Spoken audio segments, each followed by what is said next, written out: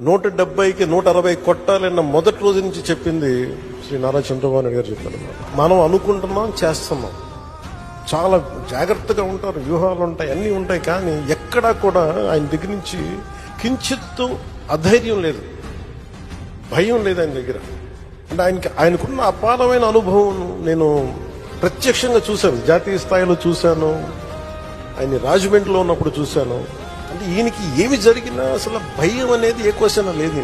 అంటే ధైర్యం తప్ప నాకు చాలా చాలా ఆనందం వేసింది. అంటే ఒక వ్యక్తి ఎన్ని ఒడిదుడుకులు ఎదుర్కొన్నా, నిస్సత్తువతో అయిపోయినా, కుటుంబ సభ్యుల్ని కించపరిచినా, ఎన్ని రకాలుగా ఆయన్ని అవమానాలకు గురి చేసిన, కేబినెట్ లో తీసుకున్న నిర్ణయాలకి ఆయన్ని బలి చేసి ఆయన లోపల పెట్టి ఎవరో అధికారులు చేసిన దానికి దానిపైన చెలవులు పలువులు కల్పించి ఆయన్ని పెట్టి ఆయన ఇబ్బంది పెడితే ఆ రోజు నేను కలిసినప్పుడు అనిపించింది అసలు ఆయన గుండెల్లో చెక్కు చెదరలేదు.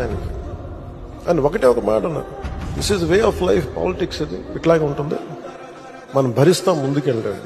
అందరినీ సమన్వయపరిచి, అందరినీ ఆకట్టుకోగలిగి, అందరినీ ఒక దారిని పెట్టగలిగి, కొంత మెత్తదనంతో మందలిస్తూ, కొన్నిసార్లు గట్టిగా చెప్తూ, అలాంటి నాయకుడు వెంట ఆయన నాయకత్వంలో మేమందరం పనిచేయటం నాతో సహా చాలా చాలా నాకు ఆనందంగా ఉంది.